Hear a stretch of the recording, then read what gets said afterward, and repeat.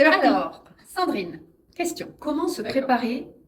On a tous envie d'aller aux événements de networking. On n'y va pas forcément, on y va parfois reculant. Du coup, comment se préparer pour un événement de networking?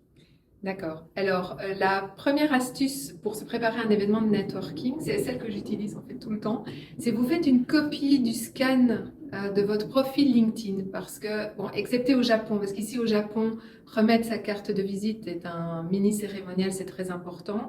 Mais dans d'autres circonstances, vous échangez souvent les LinkedIn. Et là, ce qui se passe, c'est que vous êtes en événement, vous trouvez plus votre profil.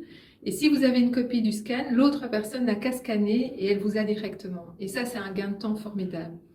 Alors, ça, c'est la première. La deuxième, c'est se préparer par rapport aux personnes qui y sont. Alors, soit c'est un orateur, et alors à ce moment-là, vous regardez sur LinkedIn ce qu'il a fait, donc c'est intéressant.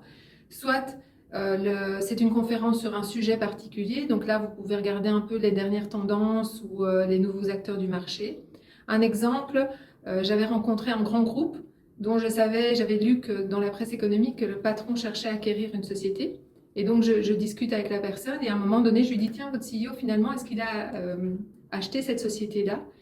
Et à ce moment-là, il était manager, enfin, il est toujours, il fait un bon truc, il me regarde. Et là, à ce moment-là, le niveau de conversation est beaucoup plus intéressant parce que vous venez avec des éléments précis et pas des généralités, donc ça aide.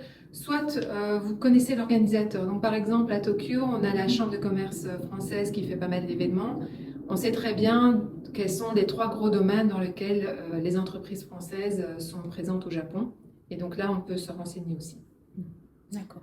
Et donc, le pitch, qu'est-ce qu'on fait avec Non, on ne pitch pas. Ça, c'est une autre vidéo que vous devez regarder. ça, c'est vraiment intéressant parce qu'il y a tellement de personnes qui, je pense, moi y compris, vont dans les événements en ayant en tête le pitch vraiment détaillé et c'est important de savoir qu'en fait, c'est trop tôt. Le Ouais. networking, c'est pas encore le bon moment. Bon, bah, merci Sandrine, à bientôt. À bientôt.